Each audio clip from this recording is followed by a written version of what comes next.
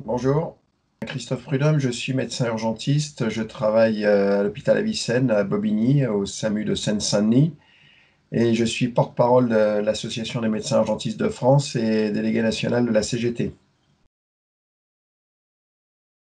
Eh bien, ça va, un peu fatigué, mais ça va, pas de problème particulier. Je ne suis pas malade et voilà, je peux travailler dans des conditions qui ne sont pas idéales, mais dans une ambiance assez confortable, on a une bonne équipe, donc ça c'est plutôt rassurant.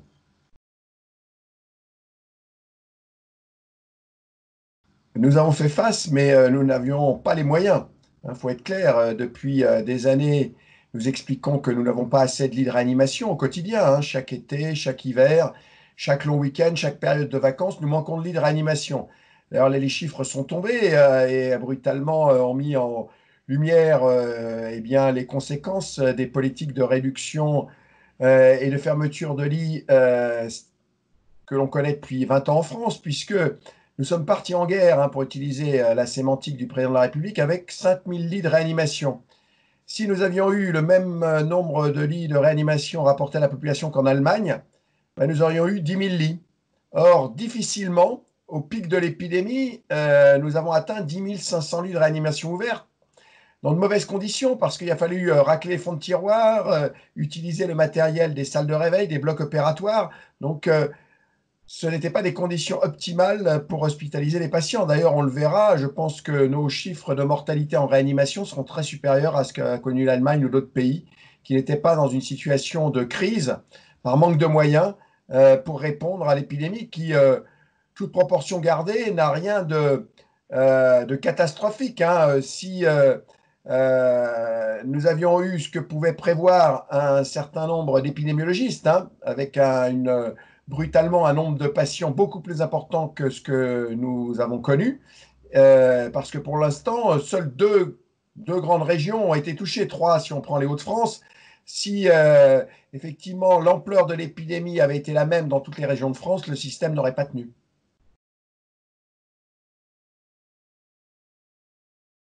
Oui, bien sûr, mais c'est pas nouveau.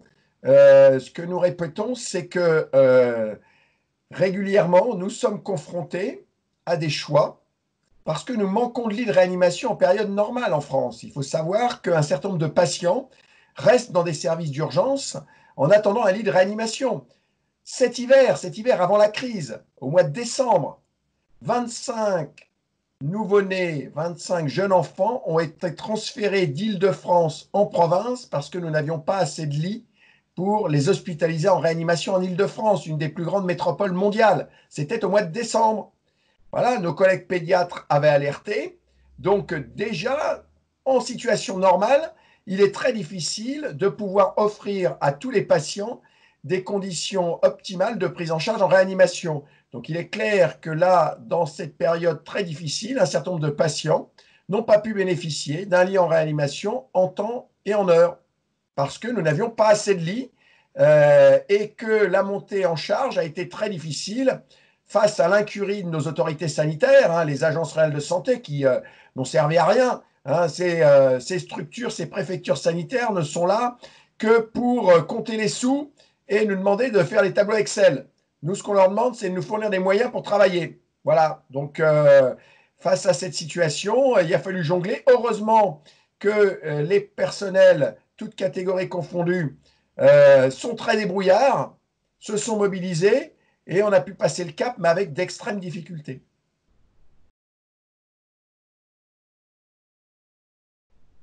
Et ce qu'on a constaté, c'est qu'effectivement, quand on confine la population et qu'on arrête toute circulation, et qu'en plus on crée un climat d'angoisse et de peur, un certain nombre de patients ont hésité à sortir de chez eux, ont hésité à contacter leur médecin, et puis pour un certain nombre d'entre eux, leur rendez-vous a été annulé.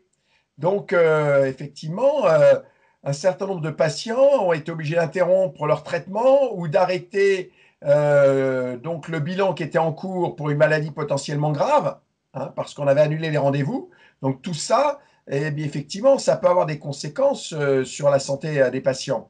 Heureusement, la période de crise maintenant, la plus aiguë, est passé. On recommence à ouvrir les consultations, à réhospitaliser ces patients. Mais pendant un mois, on peut considérer que tout le monde n'était pas pris en charge de manière adaptée et que ces retards de prise en charge ont sûrement eu des conséquences sur la santé de certains individus. Ben, la seconde vague et une recrudescence du nombre de malades, on le craint parce que c'est pas en tant que tel la date choisie et le fait qu'on organise le déconfinement, c'est les conditions dans lesquelles on a organisé le confinement et les conditions dans lesquelles on le lève. Ces conditions sont catastrophiques parce que les dates, les choix qui sont faits ne sont pas motivés par des arguments de santé publique, mais uniquement contraints par la pénurie de moyens que l'on connaît. Pénurie de masques, pénurie d'équipements de protection individuelle pour nous les soignants, pénurie de tests, et puis avec la pression extérieure pour que les entreprises reprennent leur activité. Alors on peut comprendre qu'on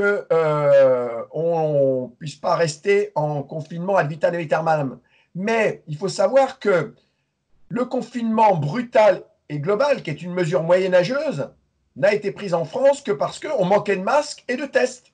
Alors qu'on aurait pu avoir un confinement beaucoup plus intelligent en détectant rapidement les patients contagieux et en les isolant.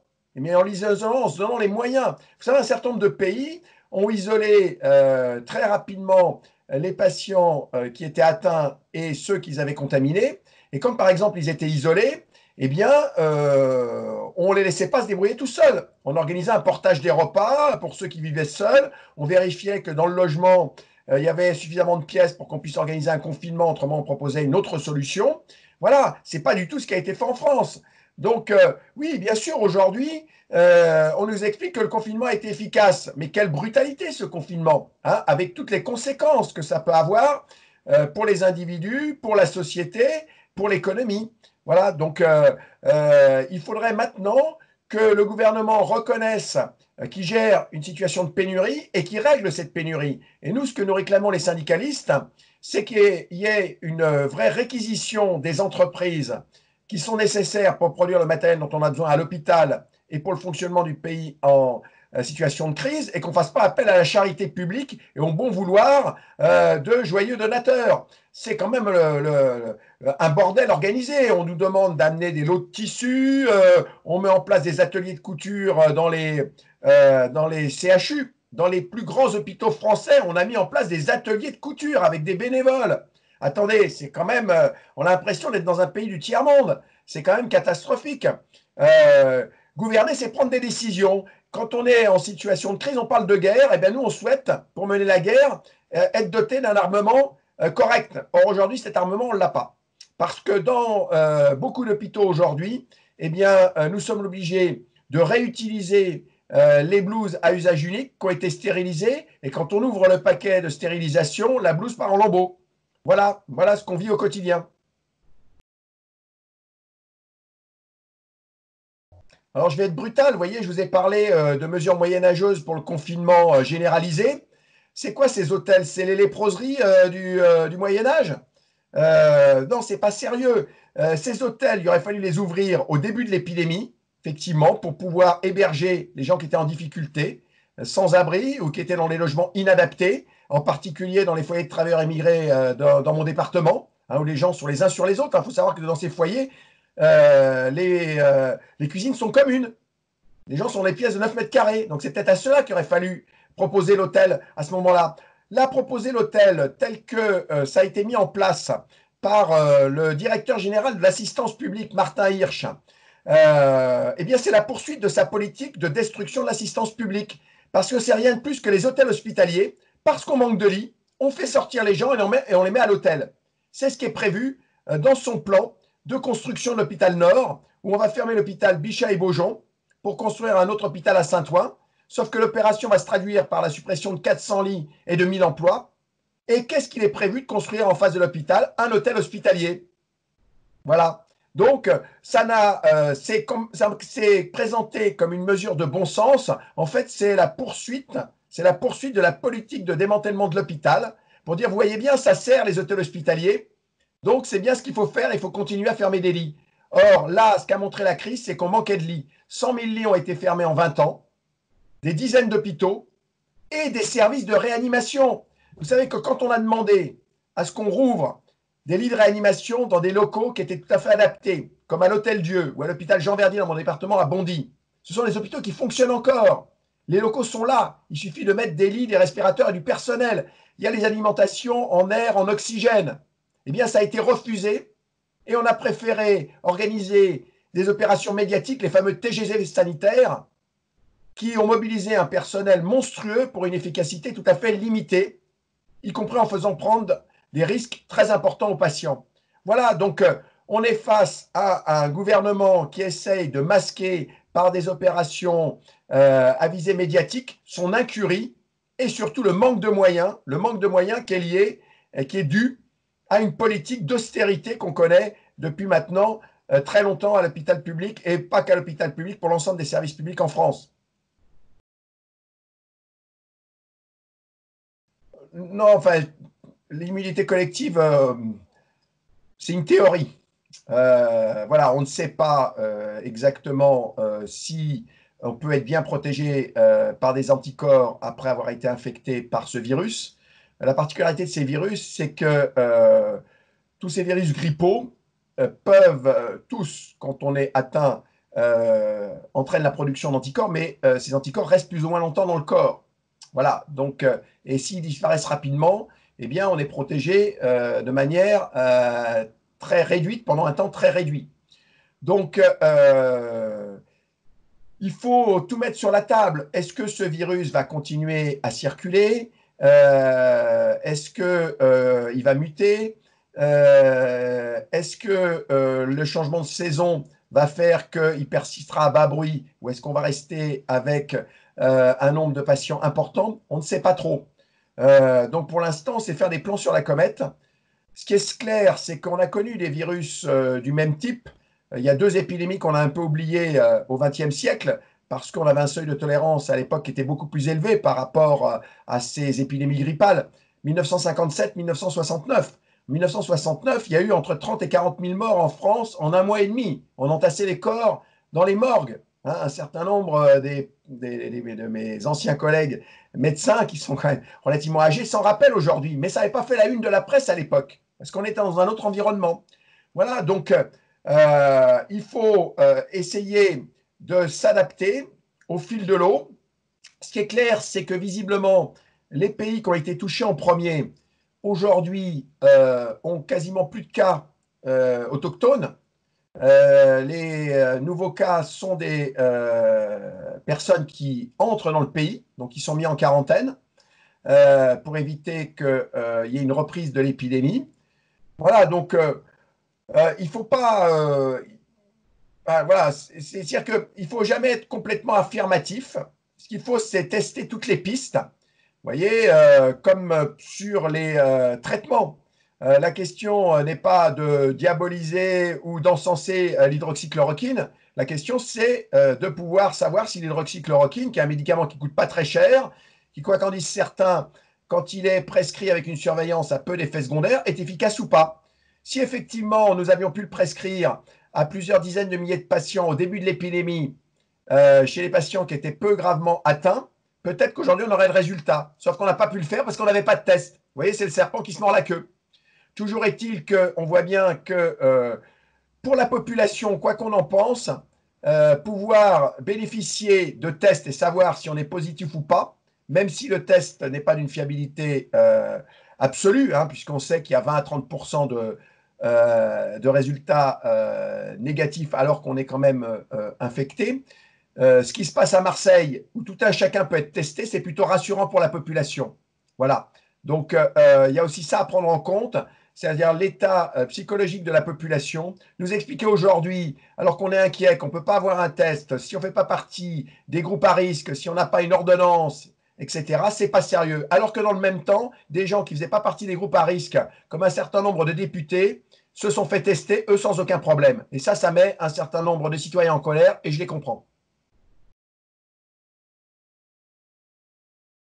Ah ben, en tout cas, pas dans les semaines qui viennent, hein, parce que les promesses du gouvernement, et encore faudrait-il qu'elles soient tenues, nous disent que peut-être qu'au moment du déconfinement, on pourra faire autant de tests que ce qui est réalisé en Allemagne depuis 1 mois et demi.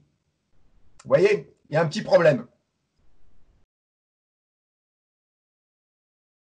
Ah ben cette note, vous savez, ce qu'on vit aujourd'hui au quotidien dans les hôpitaux, c'est que les plans de restructuration, de fermeture de lits, de fermeture d'hôpitaux ont été simplement suspendus et pas annulés. D'ailleurs, après le limogeage du directeur général de l'ARS du Grand Est, le Premier ministre lui-même a utilisé ces termes. Les plans sont suspendus, pas annulés.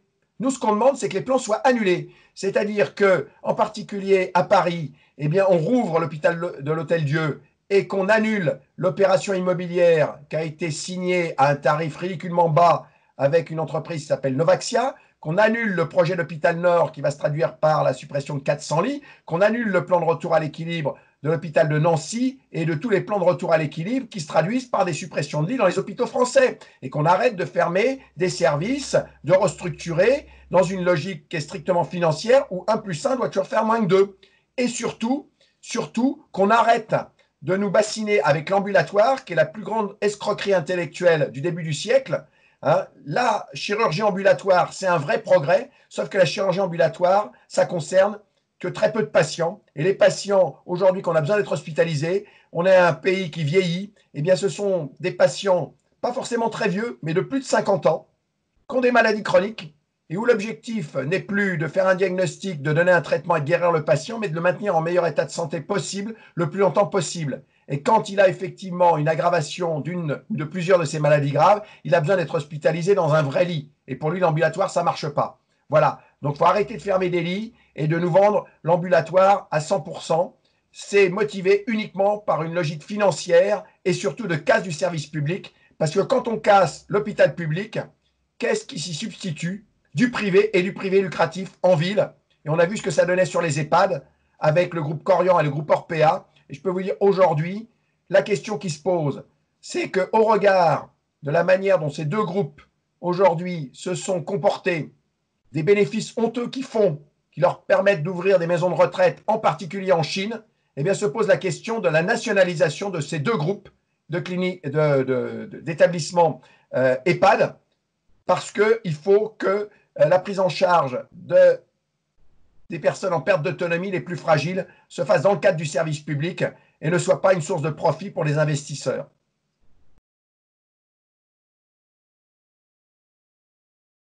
Ce n'est pas que l'hôpital, c'est notre système de santé qui a besoin d'une réforme en profondeur. Pas que l'hôpital, il faut arrêter d'opposer l'hôpital à la ville. Eh bien, il faut que notre système de santé, on réfléchisse à ce qui marche sur ces deux jambes. L'une, c'est le service public pour la ville et pour l'hôpital avec des centres de santé et des hôpitaux de proximité, de référence par département et des CHU. Et puis une sécurité sociale, certains disent à 100%, moi je préfère dire intégrale. C'est-à-dire une sécurité sociale collecteur unique, financeur unique. Et c'est pas rêver, parce que cette sécurité sociale intégrale, eh bien écoutez, elle existe dans 3 départements français, l'Alsace-Moselle. Voilà. Et donc, ça peut fonctionner.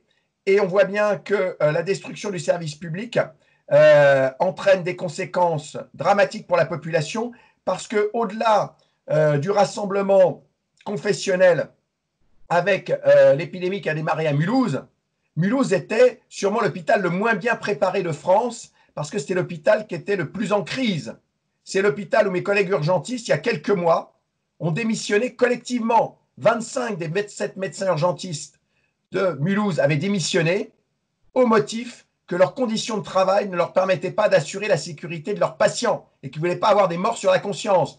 Donc quand vous partez à la guerre avec un outil aussi dégradé, il est clair que eh bien, vous êtes déjà en crise et que eh bien, le système explose. Voilà, donc, et on voit bien que ce n'est pas que le service public hospitalier qui est en difficulté, parce qu'on a bien vu que l'armée française, la grande armée française, avait un service de santé qui était complètement délabré. on a fermé 2 tiers des hôpitaux, il y a de moins en moins de médecins militaires, et que la grande armée française mette une semaine pour mettre 30 lits sous 3 tentes, alors que dans d'autres pays, on a construit des hôpitaux, ou on a aménagé les hôpitaux dans des gymnases avec plusieurs centaines de lits, ben c'est que la France est tombée bien bas.